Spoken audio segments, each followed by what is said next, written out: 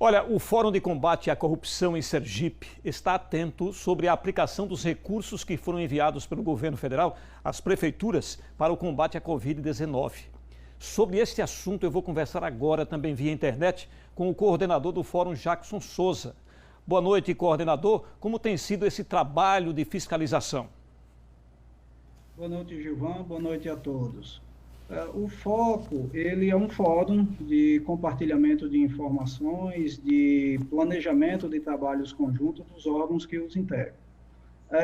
E nesse sentido, a gente vem acompanhando os gastos com a pandemia, principalmente com uma preocupação que é constante no foco, que é a transparência. Nós entendemos que é a partir da transparência dos gastos públicos que tanto os órgãos de controle quanto a população podem exercer o seu papel a população especificamente, o papel do exercício do controle social e facilita o trabalho dos órgãos de controle. Nós concluímos ontem uma pesquisa, uma consulta aos sites das prefeituras do interior, das 74 prefeituras do interior, e o resultado não foi muito bom em relação à transparência. Para você ter uma ideia, nós tivemos cerca de 25% dos municípios, nos sites desses municípios, não tem um campo em destaque específico para os gastos com a Covid. Tem até o destaque para as ações de combate à Covid, mas não específico em relação aos gastos.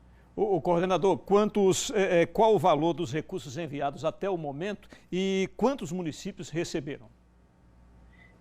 Até o final de junho, de 29 de junho, que é o último dado que nós temos, o Estado como um todo recebeu 150 milhões de reais.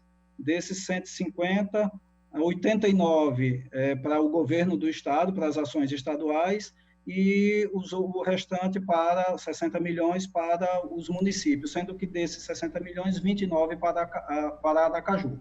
Mas todos os municípios receberam.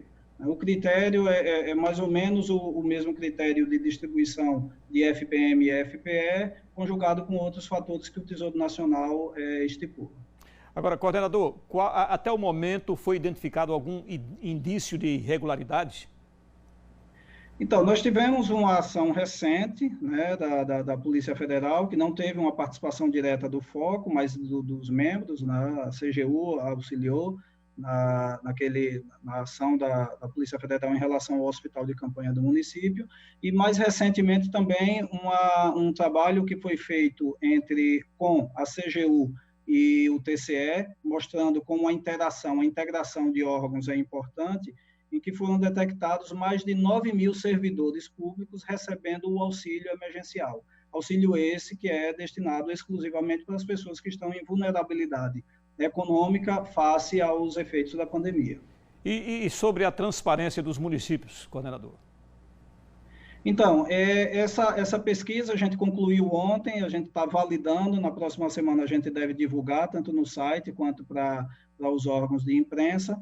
Ele mostra aquilo que eu falei há pouco, que há pouca transparência nos sites dos municípios, que, aliás, é uma exigência da Lei 13.979, que abriu uma série de exceções em relação às licitações, mais especificamente em relação à dispensa de licitação. Hoje tudo é comprado por dispensa e até tem uma razão de ser, porque o gestor precisa dessa agilidade, precisa de rapidez nas contratações, só que isso não pode vir acompanhado de pouca transparência.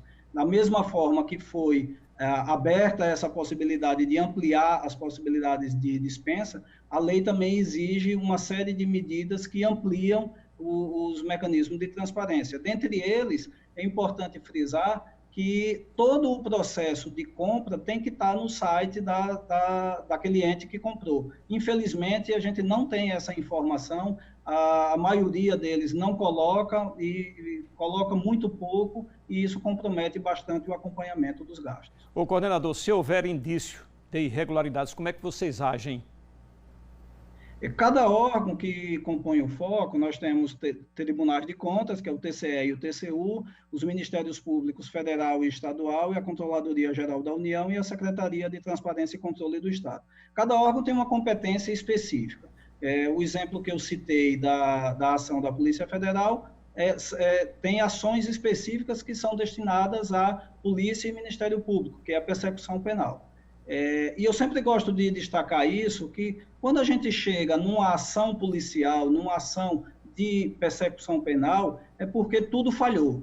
Porque o ideal é que a gente consiga mapear os riscos anteriormente, e é isso que a gente faz com as pesquisas, com compartilhamento de informação, para que não chegue a esse ponto, porque depois que é gasto, depois que a despesa acontece de forma indevida, a recuperação é difícil e toda a sociedade perde. E é bom lembrar também, né, coordenador, que os municípios decretaram estado de emergência, né? E isso naturalmente implica na dispensa de licitação, o que certamente aumenta a preocupação do fórum, não é verdade? Perfeito. A Lei 13.979, que é a lei federal, que autorizou, né, no âmbito nacional, que se ampliasse as hipóteses de dispensa de licitação, ela permite que se compre sem os procedimentos licitatórios, mas também é importante destacar que mesmo a dispensa, ela exige uma série de procedimentos.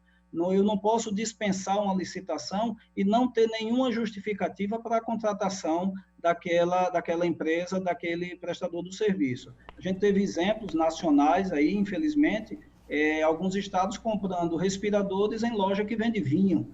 Então, tem muitos limites que estão sendo extrapolados e é preciso que os gestores estejam atentos a isso, até mesmo porque a gente também compreende que para os gestores é um momento difícil, mas a gente tem determinados limites que não podem ser extrapolados. Com certeza, coordenador. Muito obrigado. Foi o coordenador Jackson Souza. Obrigado, boa noite para o senhor, viu?